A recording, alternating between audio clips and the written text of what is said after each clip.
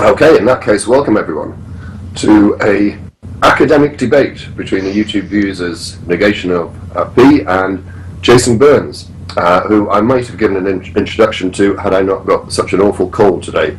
So there is a title and a structure that I will read out.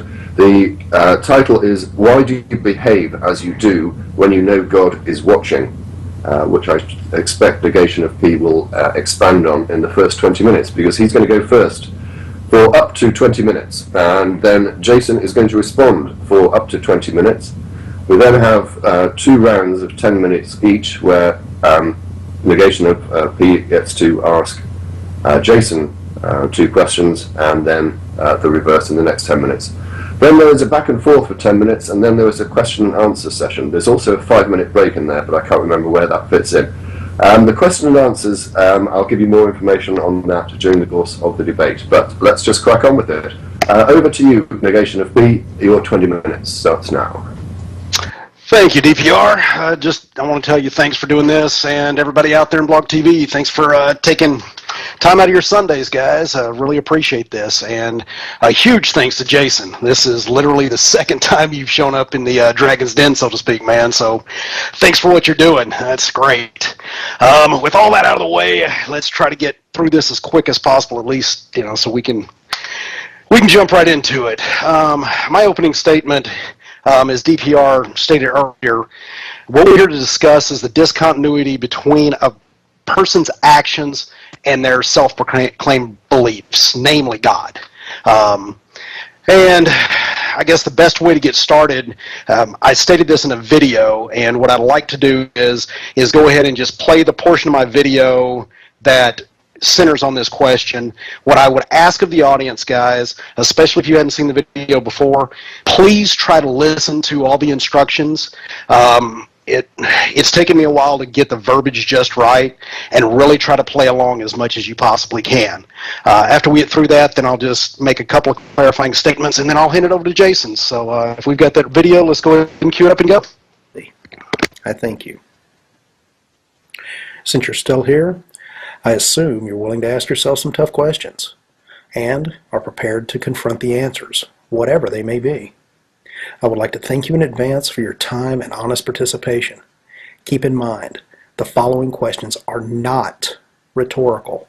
You should answer every question, and if necessary, pause the video to give each issue as much attention as you feel is required. Also, please do your best to immerse yourself in the exercise. The more real world you make the thought experiment, the more reflective of your true beliefs the outcome will be. Okay, let's get started. I have found it best if you are the one to define your beliefs and your God. Remember, this is about you. The more honest you are, the better the results. Therefore, the terms should reflect your beliefs, not a set of values that are dictated by your church. Unless, of course, those descriptions are what you truly believe. Question 1. Do you believe in most cases a person's recurring actions reflect their beliefs? An example of this may include the fact that people are reluctant to touch a stovetop burner that appears red. This is because over time they have learned the color red, at least in this context, indicates the burner is hot and potentially harmful. Interestingly, most people will hesitate to touch a burner that is red even after they have been informed that the burner is not hot, and the red coloration is due to it being painted or because of false lighting. This is because of the fact actions resulting from one's ingrained beliefs are difficult to overcome. Question 2. Is God omnipotent, omnipresent, omniscient, and or omnibenevolent? In layman's terms, what I'm asking is God all-knowing, all-seeing, all-loving, and all-powerful? Question 3. Do you believe God is the most significant sentient being in your life? To clarify, would you agree that even though you may truly love other human beings, you should put God before all others? Question 4. Do you believe the most important relationship of your life is the one you cultivate with God? Again, Do you feel it's true that although you may want and even feel you need relationships while here on earth, your relationship with God is paramount to your overall well-being? Now that you have reacquainted and perhaps reestablished your foundation of basic beliefs and the characteristics of God, we can begin the thought experiment. Begin by envisioning a living person who you currently have a good relationship with. Most importantly, you wish to continue and or improve that bond by maintaining and developing their perception of you as both moral and ethical. Now, this person need not be an authority figure. Examples might include a spouse, parents, friends, or even a child. The important aspect of this individual is they consider you to be a good person, and you wish to maintain that status.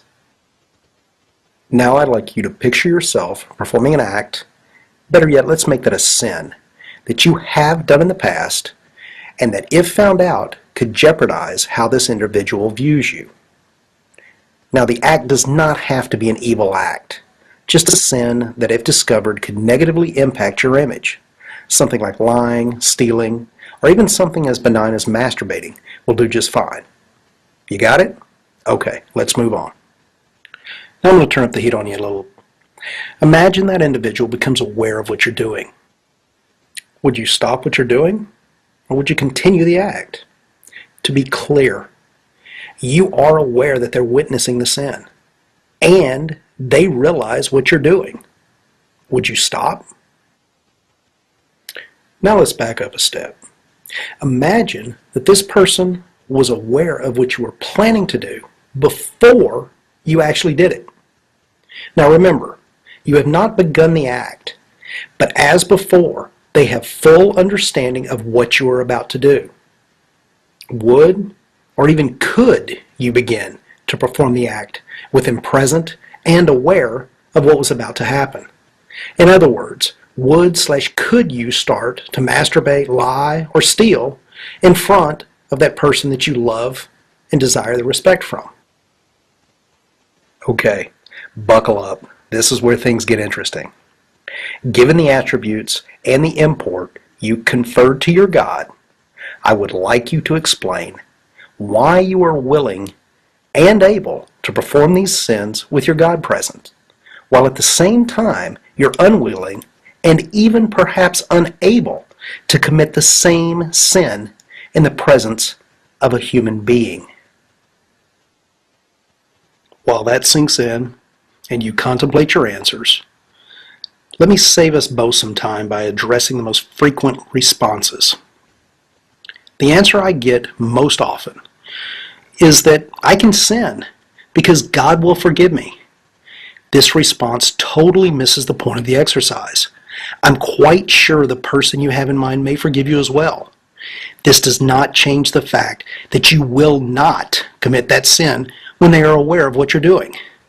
Again, the point of the exercise is to highlight the discontinuity between what you say you believe and how you act on a daily basis.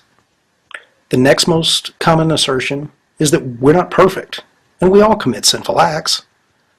I must disagree, at least in part. Now let me explain. I assume you have not continued and or started an act that was unethical or shameful in front of a loved one that was aware of what you were doing. Now, to put it bluntly, have you masturbated in front of your parents and then went on to claim, well, no one's perfect, we all sin? Of course you haven't. In short, what this demonstrates that you are perfect, at least regarding that act, in front of human beings. You're just not perfect in front of God. In closing, I realize this argument takes time for most people to comprehend, and it can be difficult to admit that your own actions will not only lead others to conclude that you do not believe in God, but it may in fact force you to reassess your faith as well. I hope this was at least interesting and welcome your comments below. Please rate and favorite as you see fit. Also, I, along with Live Life 8072, hold a weekly blog TV show called The Skeptic Fence. I would like to invite you to stop by and view what we do. We welcome people of all faiths and encourage everyone to call in during the question and answer portion of the show.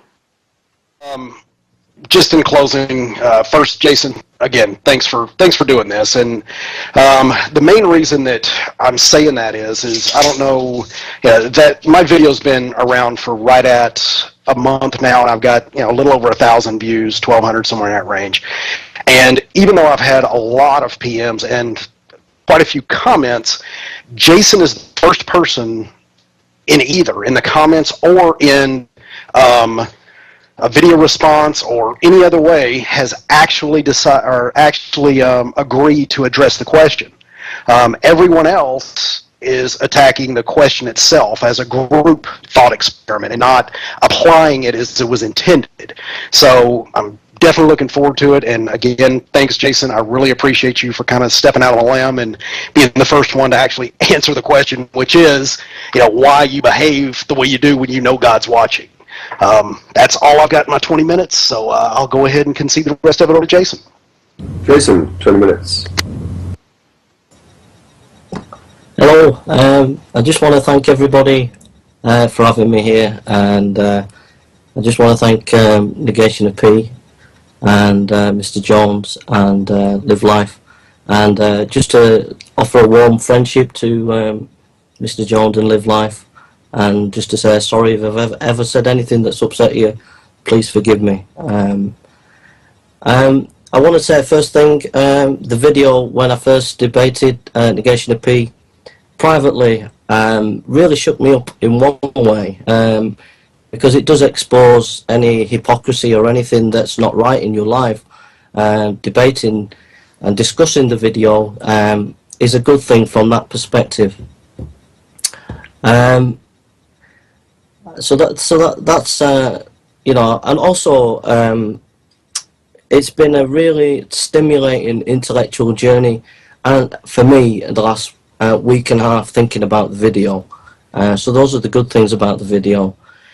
I know that it's a case of push it onto me why I act personally, but I think some important things need to be talked about objectivity. The title of the video does say proof, and I think that title should be taken out because it doesn't provide any objective evidence that a person doesn't believe. It might show that a person might not believe, but that's not necessarily objective scientific evidence.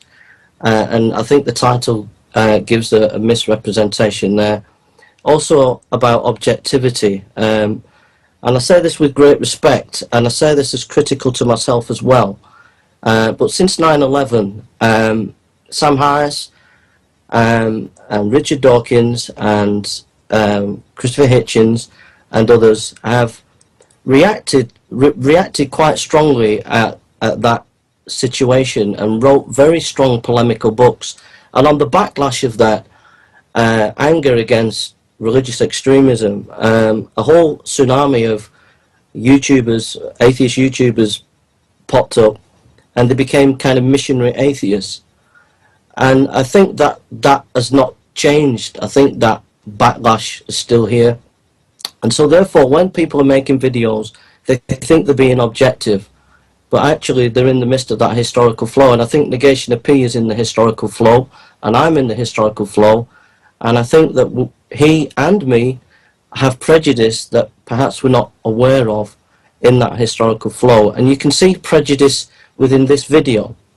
For example, NEGATIONofP, and I say this as knowing that NEGATIONofP is an honest, sincere man, and saying I'm just as bad as him. I have my own prejudice, so it's not like being critical of him personally. But it does say in the video, sin and church, and then at the end it says all religions are welcome to come to the Skeptic Fence. But within that video there, it's contextualized so that Christians can understand the video, sin and church. But yet, it's applied to Christians, but yet at the end, all religions are invited. So I think that it is specifically aimed at a certain group of people, and I think there's prejudice there.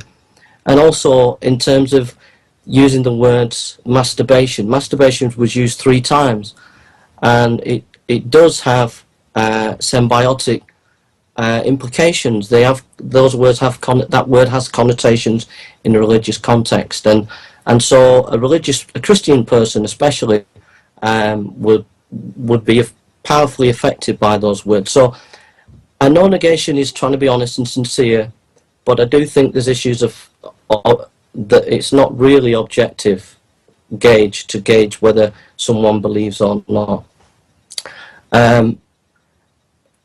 Scientifically speaking, for that person to think scientifically. The other thing as well,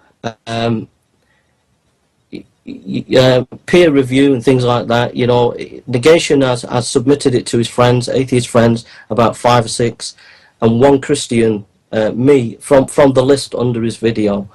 And, you know, I think if it's going to be seen as proof, for even subjectively to a person, it has to be subjected to wider scrutiny and of wider community, etc. But this is a good start that NEGATIONofP has done.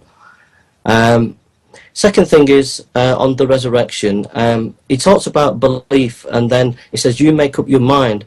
But then he says, but God's attributes, and he mentions 4 attributes. And I think he should make up his mind whether to let people think completely their beliefs, or whether he should leave that out and just put 4 comments of attributes of God. But because he's said 4 attributes of God, he's kind of leading people to think in a specific way, and that's not objective. And I think, you know, I think it's important that, you know, we have to come back to this objectivity as well if we're talking about action and how people's beliefs work out in action. And there's no room to talk to discuss specific beliefs, and I think we have to talk about objectivity in beliefs. And if you're talking about Christianity, we've got to talk about the resurrection of Christ and objective evidence for that. You know, the recent scholarship with Dr. Balcom, N.T. Wright, and people like that, the source material, the Gospels, what are they? Tacitus, Josephus, lots of things like the Gnostic Gospels, how do they relate to the Gospels? Dr. Price, Richard Carrier, people like that who are coming against people like Dr. Balcom, N.T. Wright, and lots of critical issues that come down to about objectivity about history relates to Christianity. And I don't think this video even begins to tackle that issue, and that's important in relation to how we act. Is it based on objectivity? Because someone could actually say, I am actually perfect, I perfectly do everything, so what are we going to do then? The only way we're going to deal with them is that we pin them down on objectivity. Is it objective truth that they have? What worries me with this video and a lot of atheist stuff and a lot about our Western culture is Jesus Christ had the most powerful influence in history. He influenced the East. Even Gandhi said he was the most perfect person he'd ever read about, thought about. H.G. Wells in the West said Jesus had influenced history like nobody else. Jesus has influenced the Galilean Jew, has influenced science, has influenced politics, has influenced literature in every department throughout history, socially. You know, thousands of hospitals, tens of thousands of hospitals have been started in his name, and we don't discuss about Christ in our Western culture enough. And I think as atheists that you need to address that. The next thing as well is recent research in neuroscience. Recent research in neuroscience has shown why people act the way they do. And you've got to understand the way the brain works. The brain processes information at the front, logically, and in the middle of the brain it processes emotionally. Now, when a person learns habits of practical habits in their life, if in the middle of the brain, it's the pain and pleasure together, working together. Now, if a person's in pain, it triggers pleasure, okay?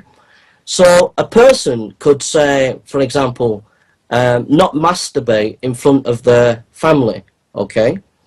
But when they are alone, if they're in pain in some way, and pain could be stress affects pleasure, depression affects pleasure, a whole variety of emotional difficult issues that people can go through triggers off pleasure.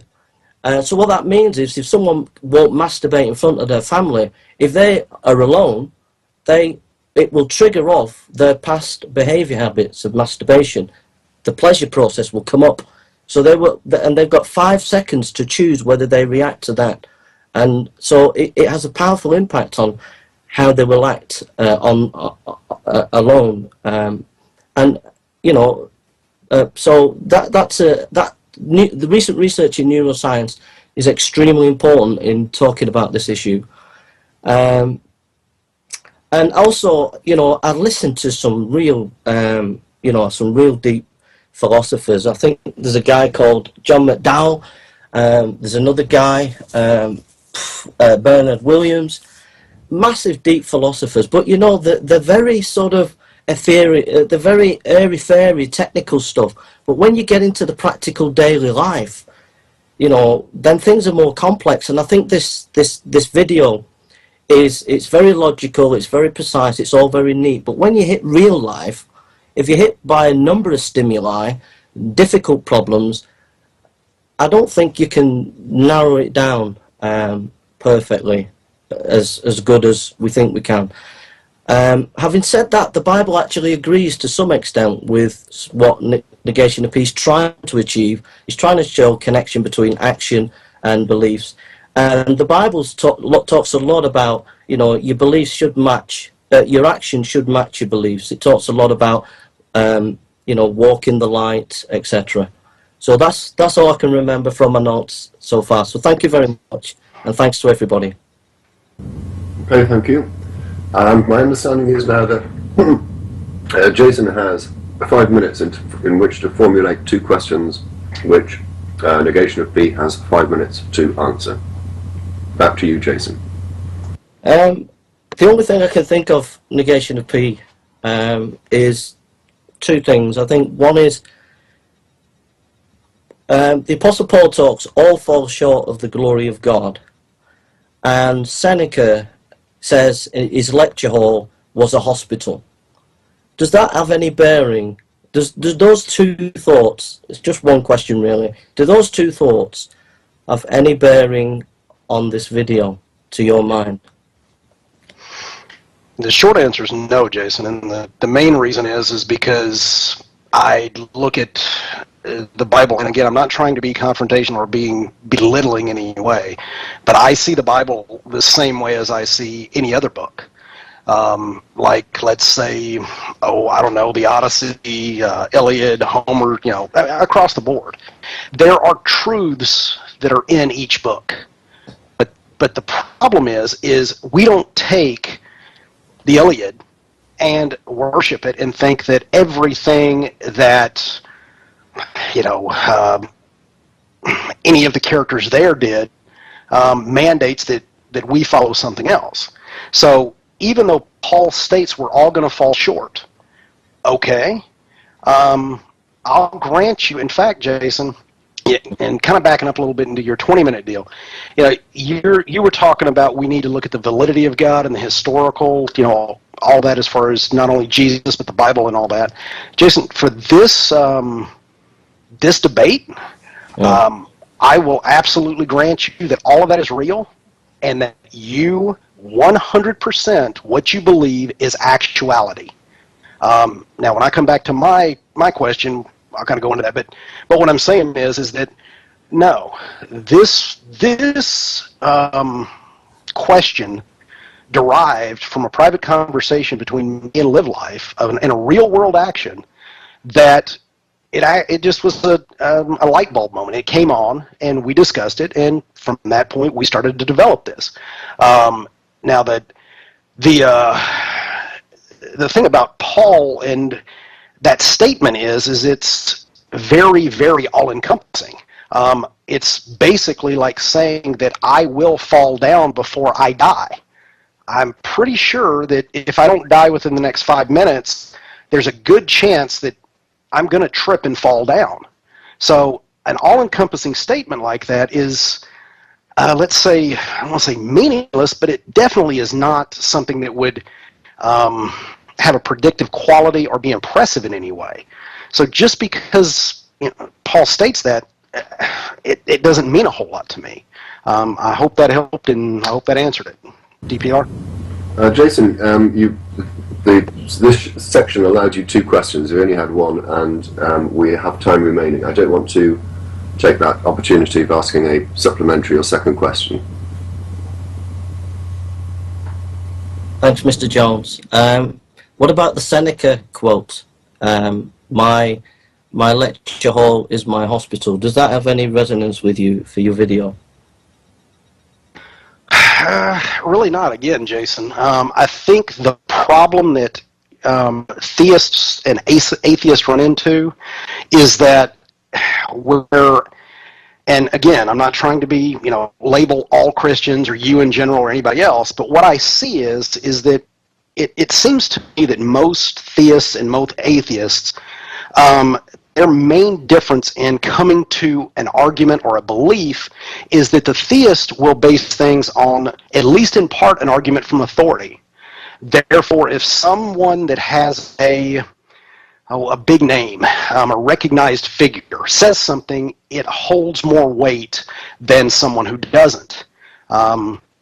Whereas an atheist, it doesn't matter what the person's title is. Richard Feynman had a great quote on this. I can't remember off the top of my head, but basically he said it didn't matter who you were with, what letters were behind your name. If you're wrong, you're wrong.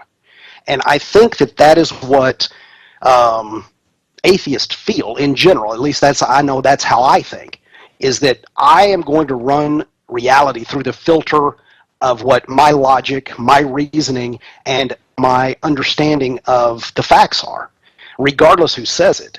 So to me, it's almost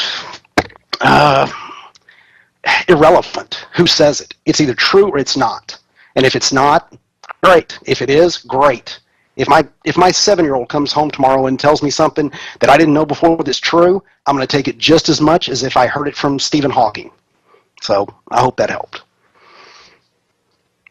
Okay, shall we move on to the next section, which is negation of P, asking 2 questions to Jason. And again, the same 10-minute time limit applies. Or do you want to do that, Jason? Or I didn't know when the 5-minute break was going to be. I don't care. I'm good to go whenever you are. Yeah. Did you want the break, or did you want me to go ahead and ask my questions? No, go on. Yeah, ask your questions, bro. Okay. If that's okay. All right. This has to do with objectivity, and it seems that you don't feel that my questions are objective.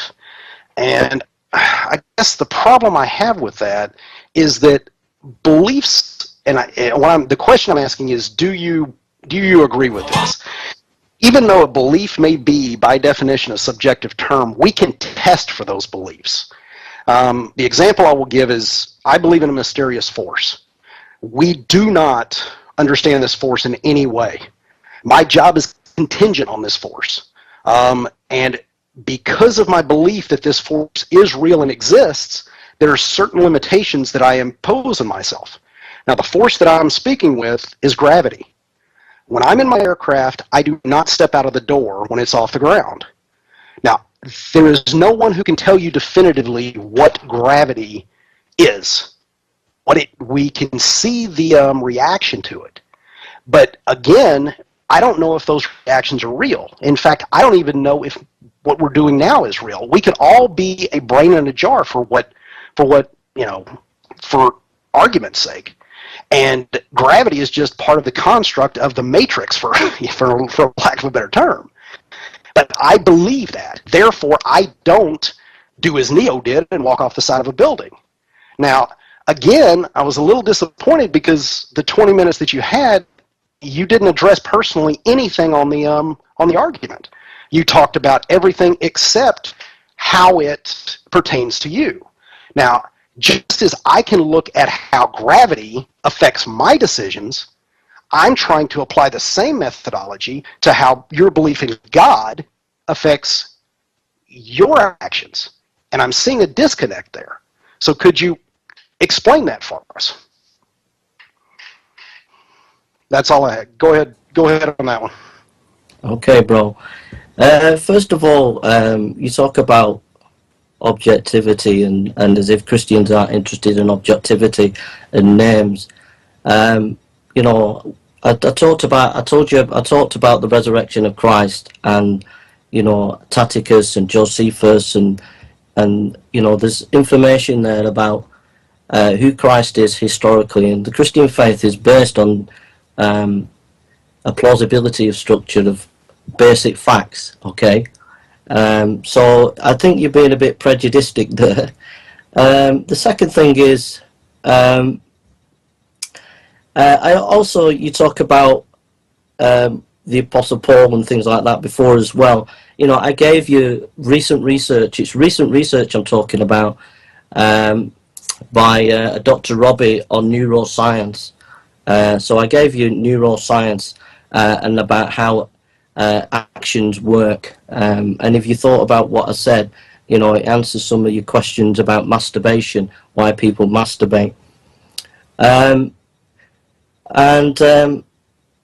You know, I think that the issue of why I quoted Seneca and why I quoted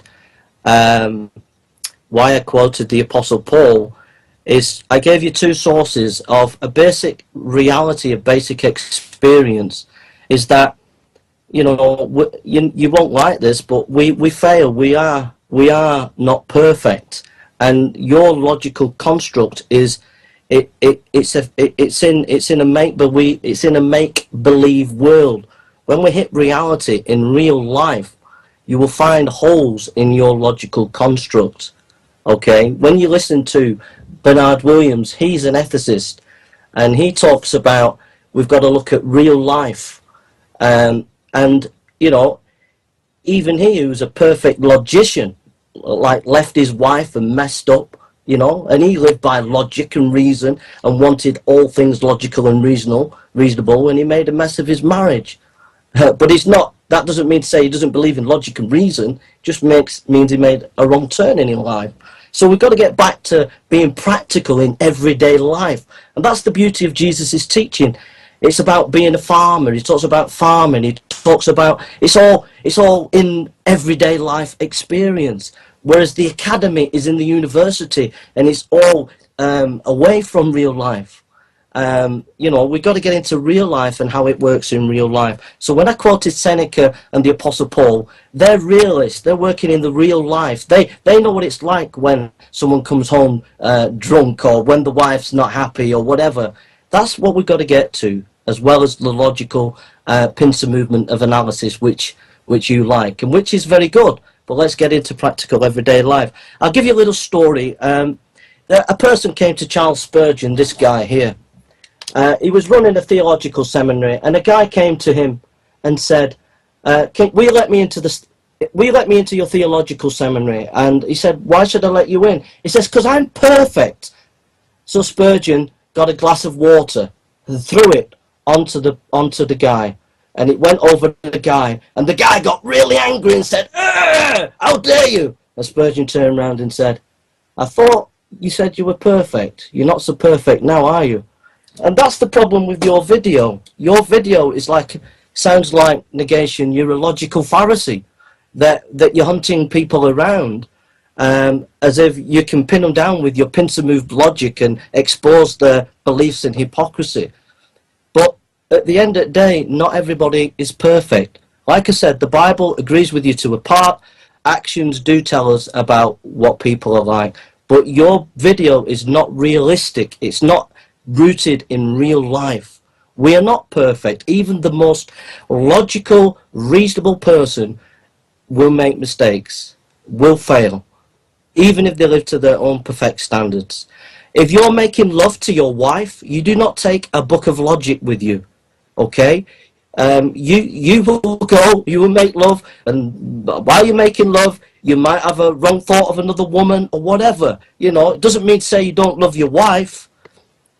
Logic and reason is great, but it doesn't deal with real life as well. And you need the two in balance.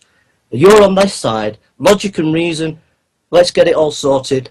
I'm saying, yeah, logic and reason, but let's just be practical. And you've been reminded underneath your video about it, you know, challenged about that, and you don't seem to realise that we've got to get into practicalities as well. How does it work in real life? Thank you. Okay, that's taken up most of the 10 minutes, but seeing as we've cut a lot of the previous section short, and Negation has a second question, I'm going to allow it to overrun a little bit if needs be. Do you want to have a second question, Negation of P? Yeah, I could. I mean, first, Jason, is that okay? Yeah. Okay. All right. I want to just address the objectivity and because what this speaks to is it goes into what you were saying as far as this is not a real world experiment. I definitely have to disagree on that. I mean, look at the definition of objective. It's not influenced by a person's feelings or opinions in considering and it represents the facts. I can't talk. Now, here's the thing. I don't believe you're sinning. You state that you're sinning. And you know you're sinning. That's objective. It is a fact that people sin. Objective statement. You state you believe in God. Objective statement. You have made a truth claim. As far as you're going, as far as I know, all I can go off of is what you say. You say you believe, I'm going to take that statement as existing. You said it. You claim that everything runs contrary to basically what I'm saying in this video.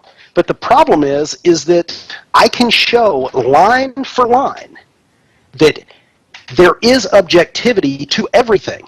People sin. They believe in God. The entire makeup of this is based in reality because it's a day-to-day experience that every person has. And again, Jason, I have to point out that it was never meant to validate or invalidate any religion, you know, Christianity or not. It was meant as a personal question to the theist as why do you act the way you do when you know God is watching? And we've been on Vlog TV now for 30, 35 minutes, and we still have not heard one word on you explaining the discontinuity between what you say you believe and what you believe. And I'm not trying to get mad here, but I am getting a little frustrated because we've talked about this many times before, and I've tried to make it clear. Even with the preface of my my video, I say it over and over and over again. This is a personal experience, and don't apply it to a group. And answer the questions, not just tell me how Plenicus works into this. How, I grant you, God is real, Jason. The problem is that digs your hole deeper. It doesn't make it easier, and I'll explain that later because I know I'm running out of time. Okay, well, let's allow Jason to address that point. It's being suggested, Jason, that you are not answering the question. Well, you see, the problem with negation, and it goes back to, if I write a play, and then I take it to somebody, and they criticise it, it's my baby. And because it's my baby, it's hard for me to look at it objectively. He's done this video, and it's his baby, and it's hard for him to look at it objectively. He's making a big assumption. He's making a big assumption that people will be perfect every time, that they will not sin before their loved one every time. And that's where he's made his big mistake. The fact is that people will not be perfect every time before their loved one. That's the point. If someone comes into the room and they're looking for, and you're about to masturbate or you're about to take drugs, you might be an alcoholic and you don't drink because you love your loved one and you won't drink in front of them. Yeah, you might do it that time, but like I said, I told you about the neuroscience. It's related. A person's negative beliefs beforehand, for example, a person's negative beliefs beforehand. Say they might be an alcoholic, they might have been an alcoholic once before, okay? And the family comes in, and so they're not going to drink. They were about to drink, but they don't drink, right? So they were okay that time. But then another time, they might have gone through stress, or they might have gone through difficult time. Now, like I said, the neurosciences, the brain works on two aspects. Frontal lobe, it analyzes logic. The middle part of the brain, it deals with pain and pleasure. Now, research was done in 1950 that with rats, that if the rats, if rats are stimulated painfully, they think they're experiencing pleasure because they're connected together. So the scientists were shocked when they provided a lever for the rats to receive pain. They actually went to it because they were receiving pleasure, and then they all died. So what that means is an alcoholic might not react to someone perfectly for a few weeks before their loved one, but if they go through stress or if they go through anxiety, the pain reacts and affects the pleasure, and therefore they're reminded of their old behavior, and then they end up turning back to the alcoholism. So what I'm saying is he's assuming that everybody's going to be perfect every time before their loved one, and that's his big mistake. Again, it's not rooted in practical everyday life. This is okay for someone who likes to read logic at home, but it is okay if you're a nice middle-class person and you've got lots of time to read logic, and it's very good and it's helpful to get us to think about it, and it has thought, but it's not okay when it hits real life, and he doesn't realize that. Okay, you overran a little bit there, Jason, but as I say, I didn't want to interrupt you. I think what we'll do is allow NEGATIONofP to come back briefly on that point, then we'll take our 5-minute break. And what I was also going to suggest is the next section that you have down is a back and forth for 10 minutes. Seeing as that we've run short on previous sections, do you want to extend that maybe to 20 minutes? Because that might be more interesting. And then, whilst you're thinking about that, can I just remind people that the last 30 minutes is going to be a question and answers from the audience. If you would like to ask either of the two speakers a question, either live, you can send a contact request to Magic Sandwich Show, or alternatively, if you do not want to appear, you can send a question to me on Blog TV. Please pose it as a question, not a statement, and then I will use my discretion. So, Negation, did you want to come back very briefly, and then we'll take the 5-minute break? I'd love to, but I don't know. I mean, Jason, is that fair? Did I get an extra kind of bite at the apple, so to speak? Well, Jason overran a little bit, so I'm trying to be as diplomatic as I can be. Oh, I see what the deal is. The only thing I'd say is that was all great information, but again, it didn't speak to the question at hand at all, as far as I could tell. So okay, well, let's leave it at that. We'll take the 5-minute break, and then we'll come back. As I say, do you want to do 20 minutes to and fro? Dr. Jones, okay, we do 10, please. Yep, no problem. We'll do 10. That was what we originally agreed. Okay, we'll be back in 5 minutes. Okay, sounds good. Okay.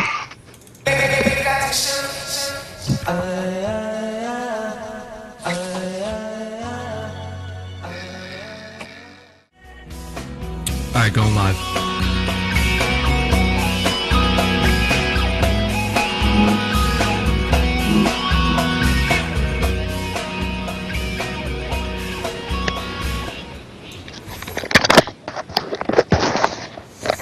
Okay, we're live. Okay, welcome back everyone, or if you're here for the first time, you're joining a live academic debate between the YouTube users NEGATIONofP and Jason Burns. The topic is, why do you behave as you do when you know God is watching? We're now having what is referred to as a 10-minute back and forth, and then we'll be taking questions from the audience. I say, if you would like to ask us a question, either send a contact request through Skype to Magic Sandwich Show, or post me, DPR Jones, a PM on the Blog TV, and I will read the question out for you. Okay, so 10 minutes back and forth. I don't know whether we need to toss a coin to see who goes first, or whether you'd like to decide between you. It's fine with me. Okay, I'll decide for you. Jason, you can start. Okay, You thanks. might want to unmute your microphone. Okay, thanks, Mr. Jones. I'm just going to read the psalm and then just ask a question about it, if that's okay. It says, Psalm 51. It says, "Have mercy upon me, O God, according to your loving kindness, according to the multitude of your tender mercies. Blot out my transgressions, wash me thoroughly from my iniquity, and cleanse me from my sin. For I acknowledge my transgression, and my sin is always before me. Against you, you only have I sinned, and done this evil in your sight, that you may be found just when you speak, and blameless when you judge. Behold, I was brought forth in iniquity, and in sin my mother conceived me. Behold, you desire the truth in the inward parts, and in the hidden parts you will make me to know wisdom. Purge with me with hyssop, and I shall be clean. Wash me, and I shall be whiter than snow. Make me hear joy and gladness, that the bones you have broken may rejoice. Hide your face from my sins, and blot out all my iniquities. Create in me a clean heart, O God, and renew a steadfast spirit within me. Do not cast me away from your presence, and do not take your Holy Spirit from me. Restore to me the joy of your salvation, and uphold me by your generous spirit. Then I will teach transgressors the ways, and sinners shall be converted to you." The context of that psalm is King David was a king. He loved God, but then he was having a relaxing time at home. He saw Bathsheba. He fancied her. He thought, "I like this. I want a bit of crumpet," and he sent Uriah, Bathsheba's husband, off to war. Purposely made sure that he got killed. Then he had his way with Bathsheba. Then the prophet Nathan cornered him and pointed his finger at him and said, "You're the man, you sinned." And in his brokenness, David repents, and this is the psalm. Now, the question I asked to Negation of P, did David believe in God because he'd done that sin? Okay, we've got that. Negation. I actually love Psalm 51. That speaks absolutely perfect to this thought experiment. Would I say that David believed in God? If, number one, again, we're talking out of a book that, let's say, I don't quite believe is real, but again, I'm going to give you that it is real for this argument. I would say no.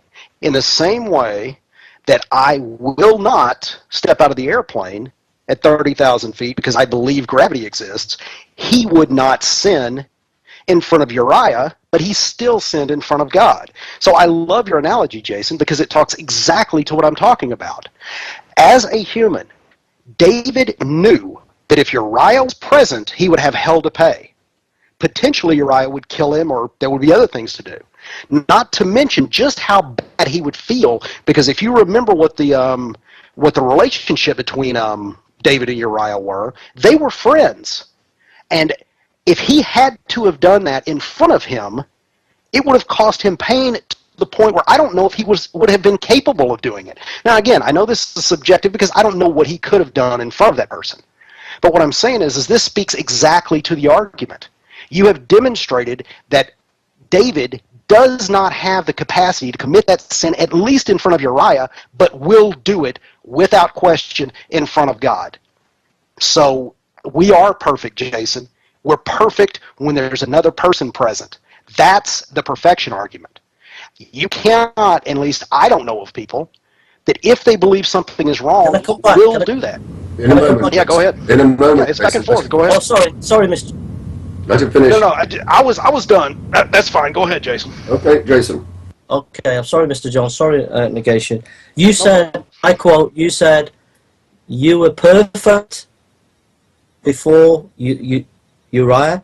What about if he has Bathsheba in his brain? What implications does that have?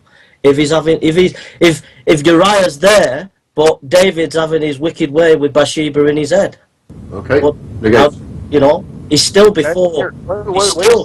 He's still. No, the next thing is. Jason, wait, no. We're not going to do the Ganesh Gallop. Stop. We're going to Stop. Both of you, please. Jason, you made a point. Let Negation deal with that point, one at a time. All right. So the point is now we're talking about thought crimes. Again, if Uriah knew what David was thinking, and David was aware of that. Let's say that instead of thinking, because the thought crime aspect is a little, well, let's say out there. What I'm saying is that let's say that he's talking about doing it with his friend or even just talking to himself. Uriah walks in and he figures out that Uriah can hear what he's talking, what he's thinking, whatever. I guarantee you he stops, just as if anybody else would, because it's his friend. He doesn't want to harm that individual. He can't bring himself to do it in the face of another person. And the only place that we have to worry about thought crimes, Jason, is in the book that you're talking about. So unless we can get past this and you can show me why you will not commit the act physically, because that's what the argument speaks to. We're not going to go into thought crimes. Okay, well, you seem to have tickled Jason, so let's see what he has to say. It's just, I just love it. I just absolutely love it. Negation, you're just like, I mean, it's just not, come back to this reality thing. He's not, first of all, David would sit in front of Bathsheba. He would manipulate Uriah and get him dead, and then he'd have his wicked way with Bathsheba. And the problem is there, David knows God is watching. He knows God's watching, but he can't help himself. He wants a bit of crumpet, because that's his weakness. Hey, Jason, But all right, I haven't finished, please. Can I just finish? He wants a bit of crumpet. And the second thing is this bringing in Uriah all the time and getting someone, I don't know where you live, Negation of P, but I don't... Rather than get personal, let him perhaps address the point. He wanted a bit of crumpet. What's wrong with that? Negation. Okay. Well, the problem is that it injures. Okay, I want to change the topic. I want to kind of change this around a little bit because maybe it'll help. Okay, number one, why would that infidelity be wrong? Well, there's a thousand different explanations we can go into and get into objective versus subjective morality and all of that crap. I don't care. Let's say that I give you every point that yes, it was wrong. You're still not able to explain to me, Jason, why he, or more importantly, what the entire premise of the argument was, why you will be perfect in front of other people. You say that I'm not dealing with reality. Jason, you're the one who has, maybe I'm wrong on this. When you're in another room with somebody and there's something that you feel is unethical, you will do that act in front of them, yes or no? Jason. Could you say that again? Could you ask that question again, I guess, please? Sorry. What it boils down to, Jason, is that with Uriah and David, it's the same thing as you and potentially your mother or somebody else. David couldn't do it. You're telling me that I'm not dealing with reality, when the reality is every person on the planet acts just like David did, including you. So again, why don't you commit unethical acts in front of people when they're aware of it? You say that I'm not dealing with the reality. That is the reality, Jason. It's not reality, Negation. People do, I don't know. Take anger, Negation. Take anger, right? Someone comes into a room, you want them to really feel good about you, okay? And you're about to get angry and you see them and you stop. Okay, and you do that perfectly all the time, and you love that person. But you come home from work, you're having a stressful day, you're going to blow your top.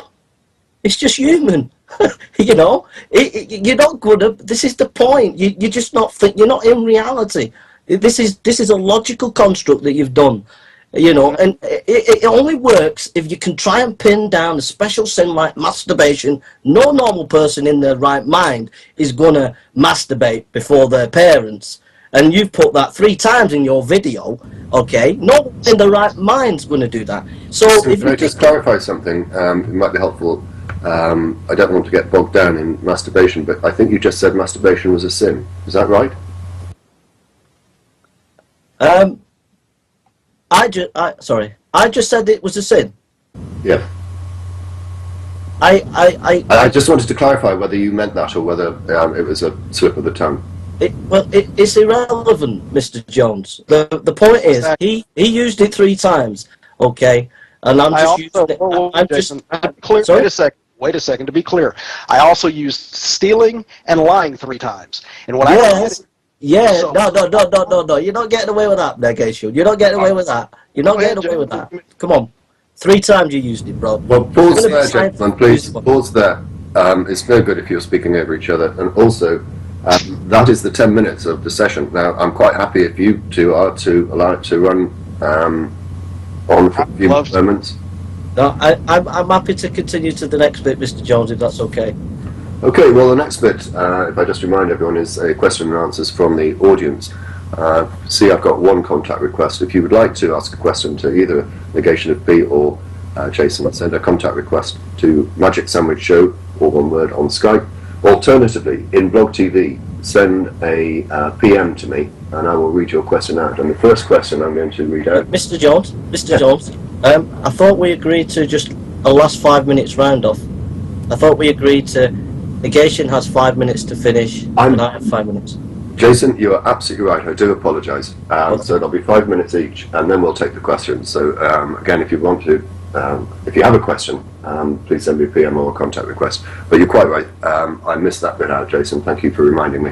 I can't remember who was supposed to go first. I'll let Negation go first, if that's okay. 5 minutes closing, Negation. Okay, this will be fairly quick. Jason, I'm not making this personal, man. I really think that you're trying, but I have to state this, that I do feel very disappointed. I came into this thinking that you were going to address the question. Thus far, you haven't said 1 word about what the real question is. So now I have an additional question. Is not only the first question, but also why it seems there is not a theist yet that will even touch the question, let alone, whatever. I think that if we were in a formal debate, one that was scored, which I have been a part of before at the college level, Jason, and again, I'm not trying to be negative, but if you go back over the tapes, the question was very straightforward. And by avoiding the question, you would have absolutely lost hands down. Now, I'm not trying to win this. I don't care. All I'm trying to do is ferret out truth. But we will never find truth if we don't ask the questions. That's where my disappointment comes in. Oh. I'm done. Jason, you have 5 minutes. Okay, first of all, Francis Schaeffer knew Switzerland Alps very well. He took some students, he got lost, and while he was stood waiting with his students lost, he said to them, make sure that you really ask questions and think. And, from Francis Schaeffer's influence, we're taught as Christians to think about, and I want to think, and this video has stretched me. It's been fantastic. I've loved every minute of it. I've loved the research and the thinking. I've got stacks of notes here. I've read on neuroscience, I've read on philosophy, I've read everything and thought everything.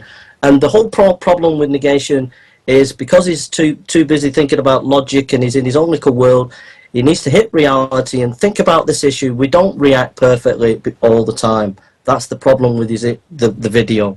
Not saying there's no value in it. There's great value in the video. I want to thank Mr. Jones, Live Life, Negation, everybody come in, and I just thank you so much, and thank you for a wonderful opportunity, and thank you for all the effort that everybody's put in. And I've just had a fantastic time, and I wish Negation the best. He's a sincere thinker. He tries his best, and I appreciate what he's trying to do. So thank you. Okay, then we'll move on to the final section, which is 30 minutes of questions from the audience. And as I say, you can either send a contact request to Magic Sandwich Show or send a PM on Blog TV, and I will read the question out. And the first one I'm going to start with comes from, I'm sorry, I'll probably mispronounce this, Roshash. No, I'm not even going to try. He states as follows, Jason, even if we grant your premise that one can believe in God and not always act like one does, What does behaving in such a way say about the strength of a believer's conviction? Jason, I'm going to invite both of you to respond to all the questions, but that one obviously directed at you, Jason, so you go first. I think it depends. I think there's a lot of truth in what Negation of P's video. There's a lot of truth in it, about the way you act, and how you act tells a lot about what you believe. So there is a lot of truth in that, and the Christian faith talks about in John chapter 1, 1 John chapter 1 and 1 John chapter 4 and 5, it talks about walk in the light, obey, love the poor, don't hate your brother. If you hate your brother, you're not truly a Christian. But it also says, but if you sin, you can, if you confess your sins, he is faithful and just to cleanse you from all unrighteousness. So the Bible expects high standards.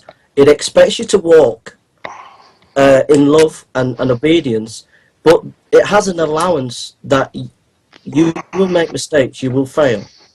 That's one point. The other thing is, there are grades within the Christian life. It talks about babes in Christ, and it talks about being mature in Christ. Now, some people can have, in China, they haven't got Bibles, okay? So a Christian will be a babe in Christ. They won't know much. So the way they live, they won't have much knowledge. And, the Christian faith is based on intellectual knowledge, and they won't have much intellectual knowledge. And so that will have an effect on how they behave. And someone who's mature will have more intellectual knowledge. So these what I'm saying is there's the stricter that we've got to strictly obey God, but we've allowance for failure. But even in the Christian faith, there are grades of obedience. It has allowances for people's failures and weaknesses. It says we're new creatures in Christ, but if you're a drug addict and you've just got saved, you can be loving, but you're going to be struggling for maybe 6 weeks, a year, many years with your drug addiction. Are you going to say the person's not a Christian because they're still taking drugs? No. They've got a problem with drugs. It doesn't mean to say they're not a Christian. So just because some actions are not consistent doesn't necessarily mean that they don't believe. And I think this video is trying to do too much. It's trying to do too much. It's a good I'm going to pause it there because obviously we only have 30 minutes. Sorry. And I'm trying to be fair with it so far as time is concerned. Negation. Yeah, I'll try to be quick. Answered for about 3 to 4 minutes, so feel free to use that amount of time. Okay.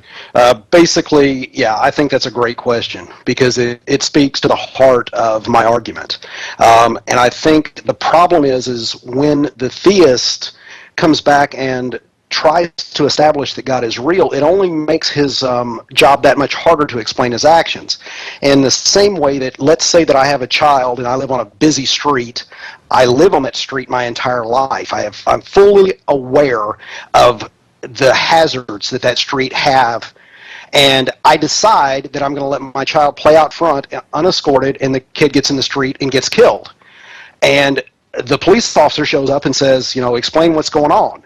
And instead of explaining my actions, I'm going to go off and tell him the history of the road, tell him how dangerous it is, tell him every wreck that's happened on that road. That's going to hang me in a court of law because I have no way around explaining why my actions, how I could have taken those actions when I understand fully the hazards involved.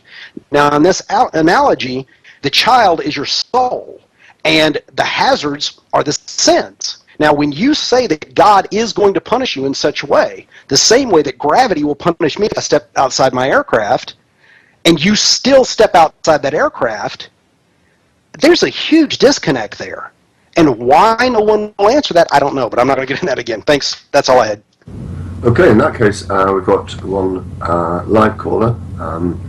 Just take me a moment to bring them into the call.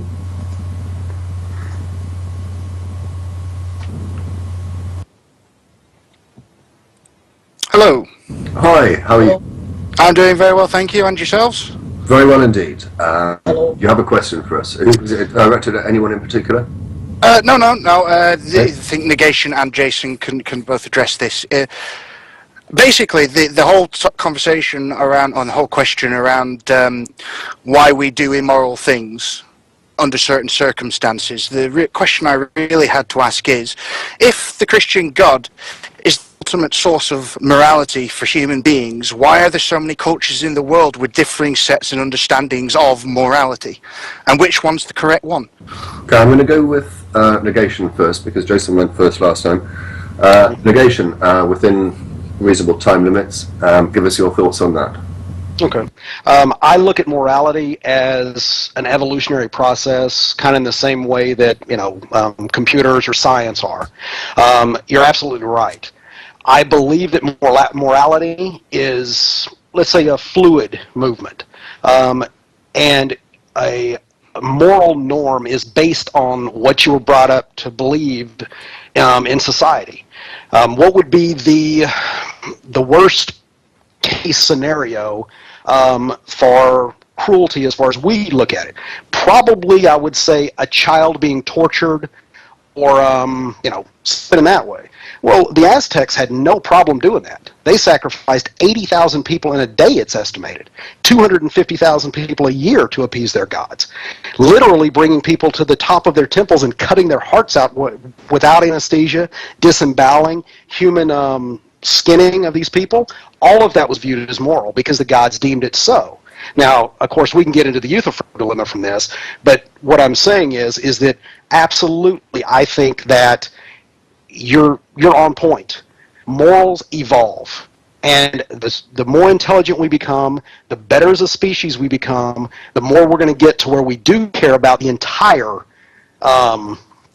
race, and we're not going to have these sorry, Jason, I don't mean this in a negative way, but basic beliefs that there's a God there, therefore God says that we must do it. We're going to run it through the filter and see if it truly is moral. That's all I have. Jason, before I come to you, I noticed that we're being featured. If you happen to be watching us from the outside, so to speak, do feel free to come and join us. You'll be joining a live academic debate between NEGATIONofP and Jason Burns. The question, or the title of the debate being, why do you behave as you do when you know God is watching? So do come and join us. We've got about another 20 minutes left. Jason, over to you.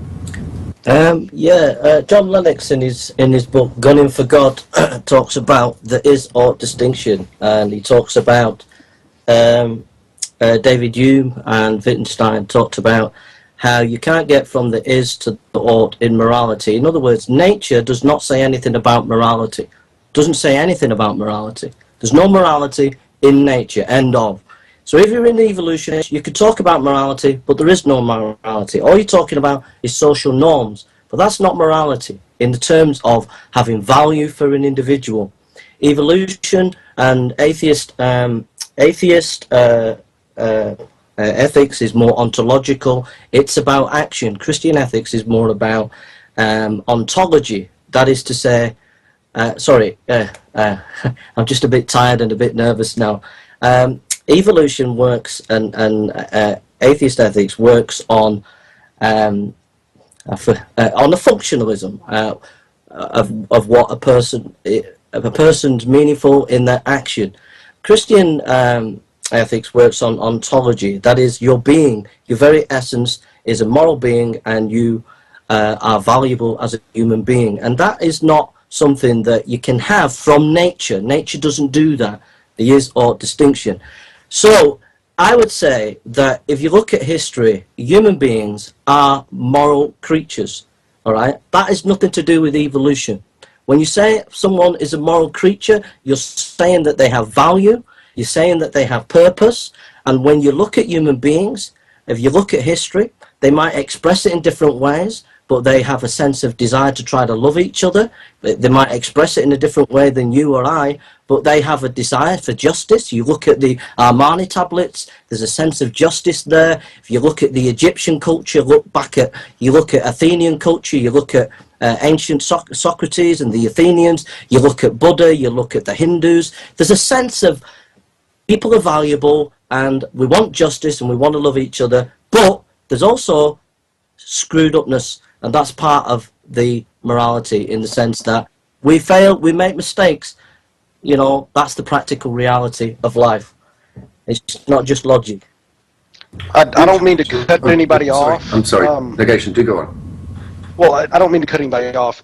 Jason, I'd love to explore this a little bit with you if you would like to hear my thoughts on morality and kind of do a little back and forth on this. Feel free, but don't forget, we finish at after half an hour, mate, because I'm getting tired, mate. I understand. I don't want to cut off the questions. DPR, how many questions do we have? Not that many, so feel free to carry on. Okay. This is going to be kind of a really quick back and forth, Jason, if you don't mind. Could you tell me... No, excuse me. We agreed. Yeah, that's exactly...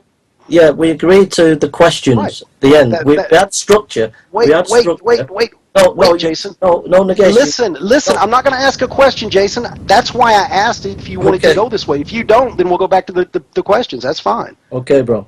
What would you rather do? Which do you want to do, Jason? Well, I've mentally prepared myself with the structure that we had. Okay, we'll stick with that then. I thought it was an interesting way to go, but that's fine. So in that case, Negation, if you want to say something, I don't mind that. If you want to say something. No. Okay, let's go back. Okay. Let's go back to the caller and see if he wanted to come back on anything. I've got a couple more questions that have just been PM'd me. So we've got plenty to put in the time, but did that answer your question, people? Well, yeah. I think Negation addressed it well, but I think Jason tried to avoid the question by shoving it off into evolution. Well, I don't want to get into that sort of thing. Have you got a follow-up question, or I'll move on. If there wasn't some sense about it, I don't say that it's a morality as we understand it, but animals wouldn't be able to propagate their species if they didn't have some sense of what's right or wrong for their species. So you don't see, and I'd hate to use this example, piranhas going around killing each other, you know, that sort of thing. So there is, in evolution, a morality born just from the natural selection and survival of the fittest. Okay, I'm going to pause you there because obviously it's the speakers we want to hear from. I'm also going to remove you, but thank you very much indeed for the call. Jason, what's being suggested there is animals have morals, so the existence of morals means or proves what exactly? We got to ask the question: what is moral? When I use the word moral, I mean free agent. You're able to act, and also there is value in you as a person and value in the other person. Nature doesn't say anything about value. End of. I think the question was, do animals have morals? Well, obviously, it's not the same as when I say that they are able to act, but they can only act in according to their nature, so they don't have morals as human beings have morals. I don't want to take negation space, but I thought that was the crux of your whole argument, that we don't have control over our nature insofar as masturbation, lying and stealing is concerned. Yeah, but I didn't bring in the neuroscience, and in the debate there's a very important part of the thought process. If you study neuroscience, I just listened to a lecture today at our church. We had an expert in psychology and neuroscience come, and he was telling us that the brain has about 7 seconds to make a decision. It's not aware of it. It just comes in the mind, and you're not aware of the connections within the brain. And if you're in it brings the image of a past event.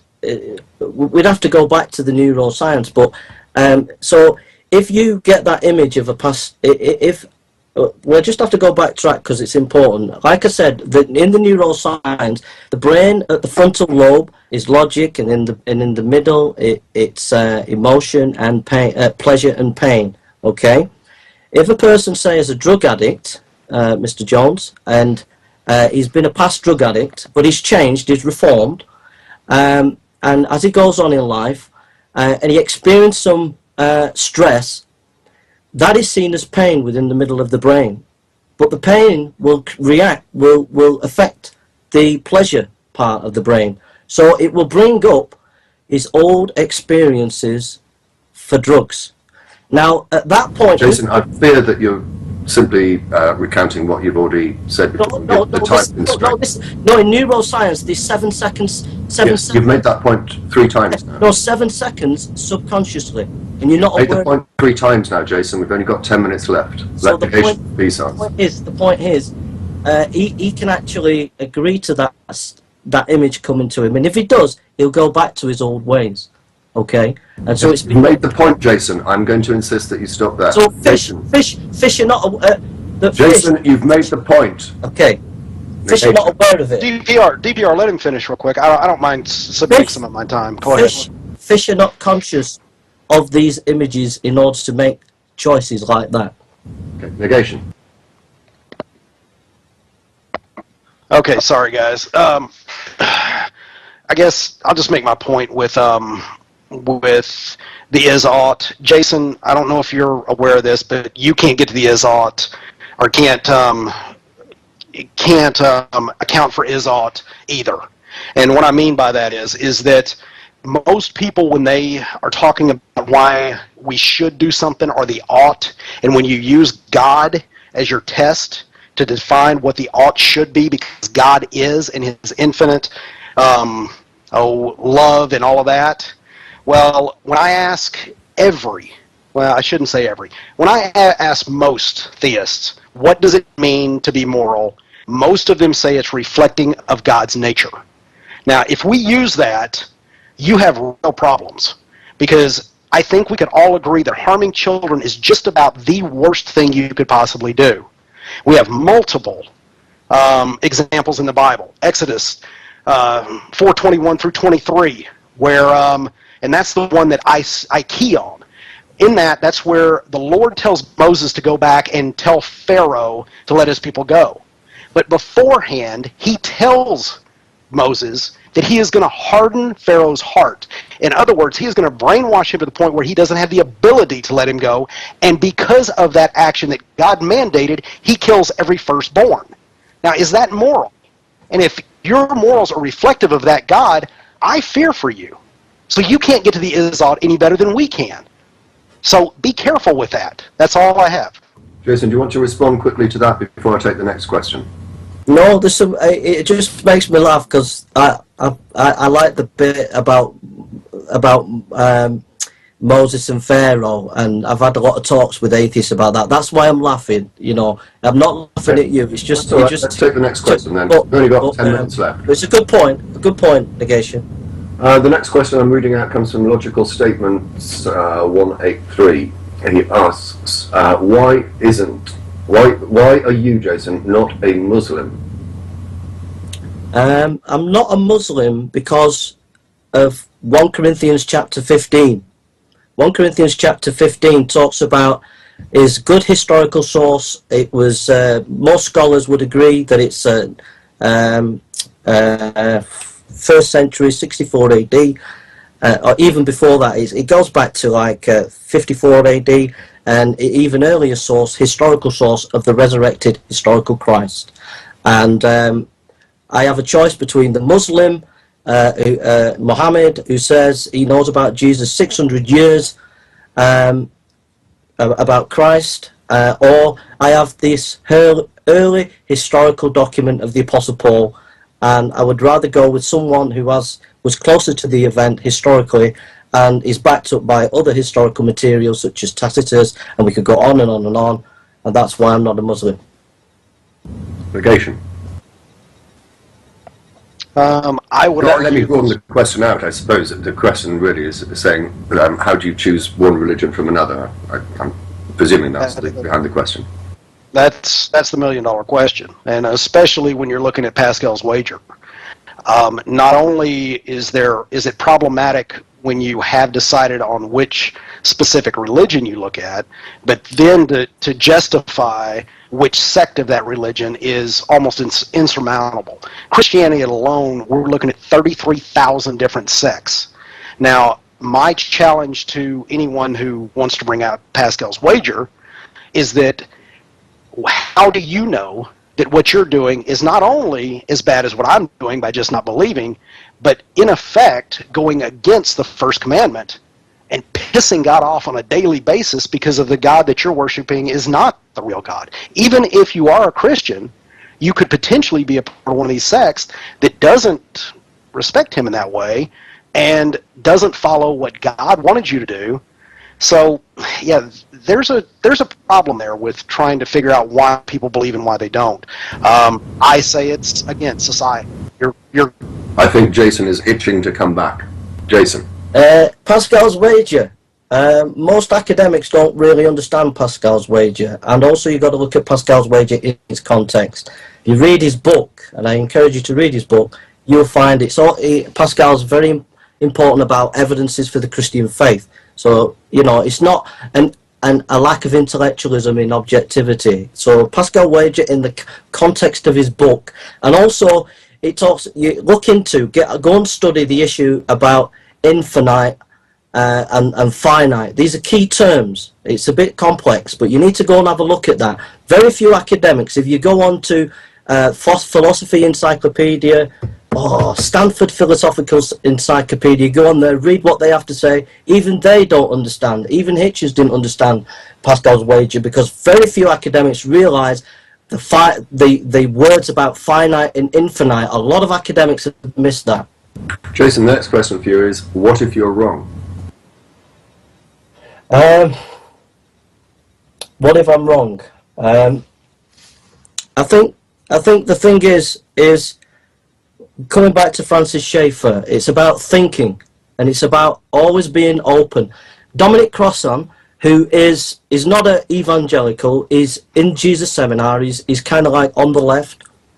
He said this. He said, data. He was Irish. Data is significant, and the important thing is to think and look at the data.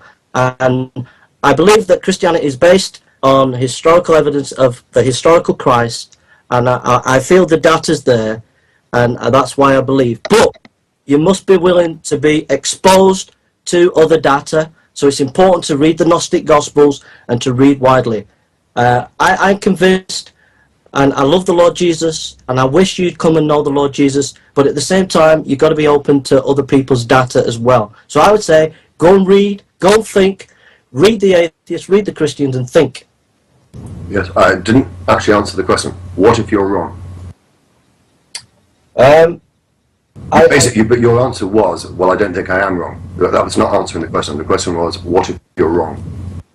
I can't envision, I have this, Mr. Jones, I just have this love for Jesus, and I can't, it's like if me imagining that I don't love my wife. I just can't imagine that. Right, let's throw that one at negation. Negation, what if you're wrong? What if I'm wrong? Well, if I'm standing in front of a deity that is going to, be looking at me as far as what my life was lived at, if that deity, let's, for argument's sake, say it is the Christian God, that God is going to know me, and he's going to know me more intimately than anyone ever has known me. He'll know why I made my decisions.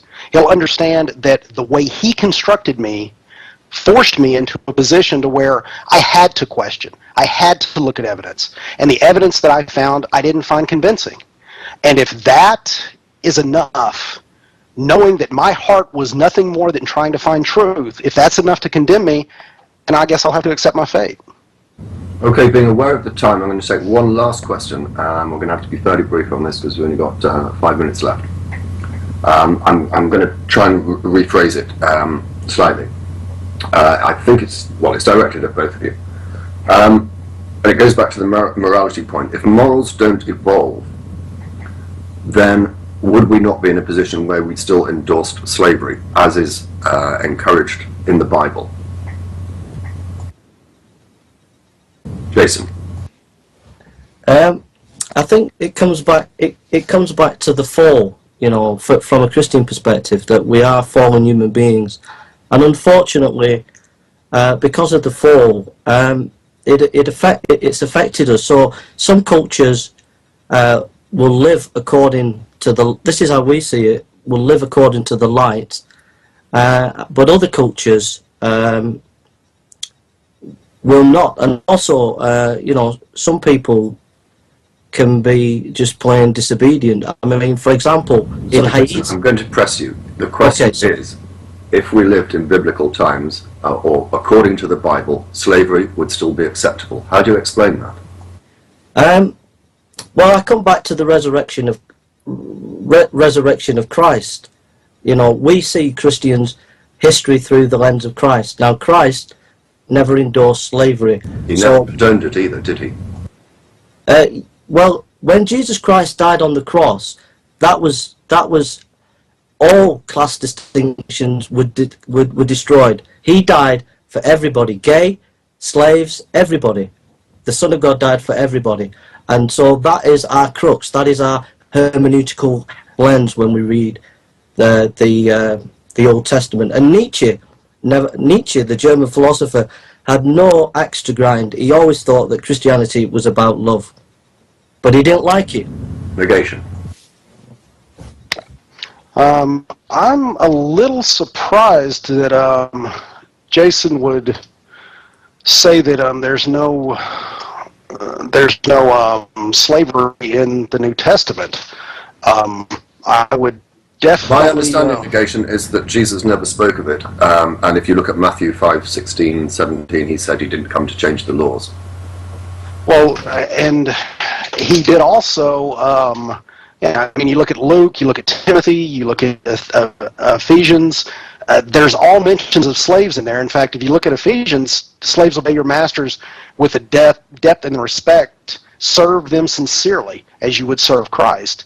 Now, maybe it's not from Jesus's lips, but again, if we're going to look at consistency and we're going to look at this is truth, in fact, capital T truth, then it can't be changed.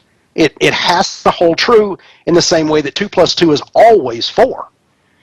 It doesn't all of a sudden change to 2 plus 2 is blue whale. It's going to stay the same regardless of context, regardless of everything else. That is the definition of objectivity.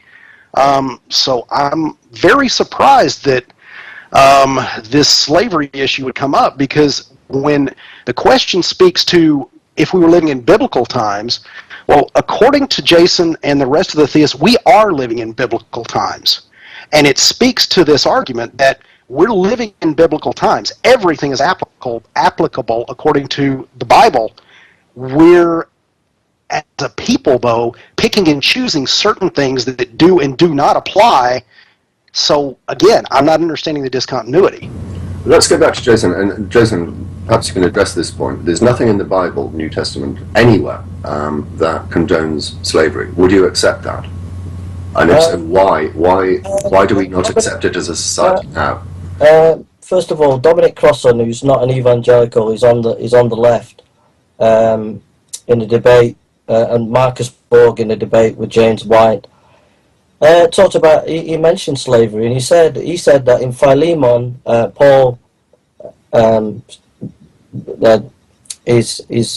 this is what he said. He said that it doesn't condone slavery, and yet he says in Ephesians it does.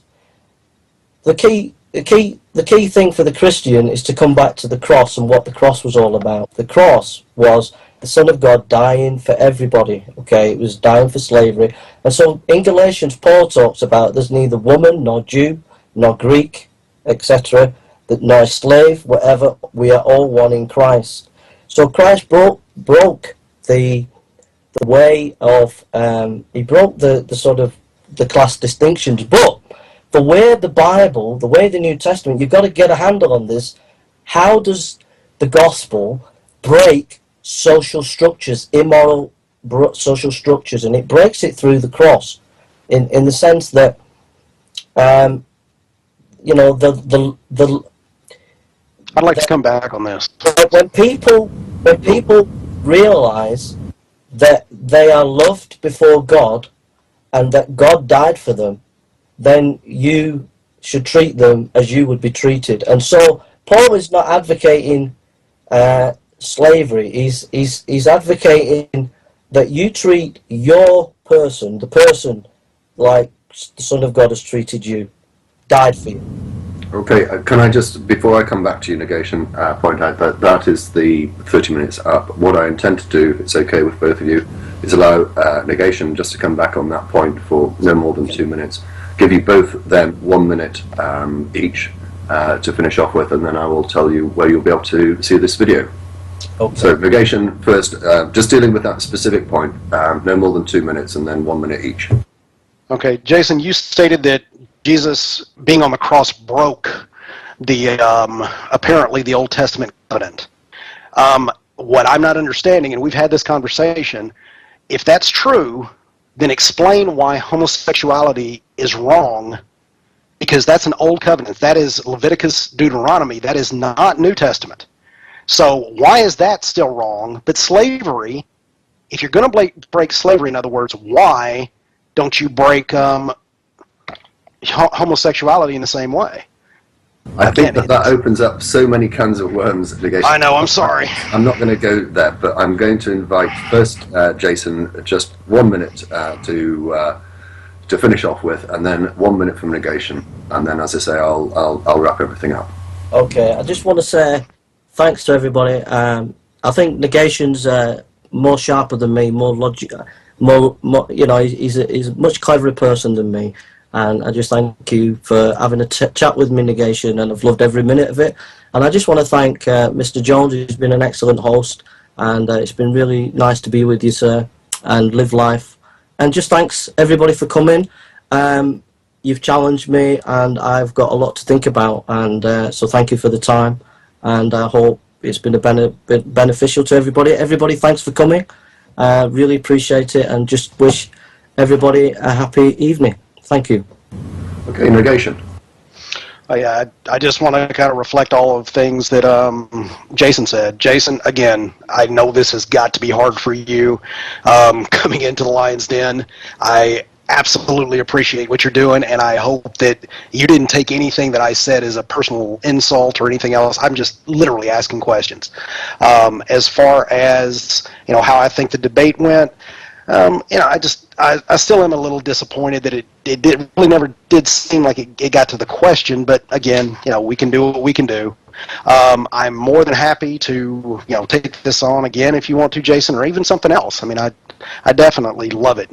Your comment about me being sharper than you, I don't think that, you know, that enters into it in any way, shape, or form. I'm not trying to be good or slick or whatever. It's just I have questions, and I've had a chance to develop these questions for literally 25 years, and you know, so they're kind of at hand. I hope you didn't feel like I was trying to make you feel, you know, stupid or anything else. Everybody in the chat, y'all were great. I loved it. Anybody that's still out there on the outside, we do this every Saturday, or we do at least a show every Saturday. Please come in, and Jason, you're welcome anytime. Thanks. And DPR thinks you did a great job. Thank you very much to both of you. Thank you also to everyone that turned up. Thank you for the questions. I'm sorry I couldn't get to all of them. I know that Live Life is going to finish off and include in his finishing remarks exactly where you may be able to see this video when it's posted on the internet. But I just want to echo Negation's point that they do have a show, that is to say Live Life and Negation, every Saturday, Skeptic Events, well worth going to see. And on that note, thanks again to everyone, and I'll leave it to Live Life to close the show. Thank you. Thanks, DPR. Thumbs up for DPR, Negation, and Jason Burns. They all did a wonderful job. DPR Jones, great job moderating. I do appreciate it. Also, if you guys ain't familiar with DPR Jones, he also does a show too on Sundays on the Magic Sandwich Show. So make sure you guys go check that out too. We host it here every Saturday from 8 to 10 o'clock Eastern Standard Time. Me and Negation, we talk about the hot topics in the news that pertain to religion, politics, so on and so forth. So make sure you guys subscribe to the show. I do appreciate it. And Jason Burns, I accept your invitation to be friends, so I appreciate it. And guys, great job. Thumbs up for everybody. And that's about it. Good night, all. Thanks. Thank you. Thanks, Live Life. Thanks, Mr. Jones. Thanks, Negation. Thanks, everybody. God bless.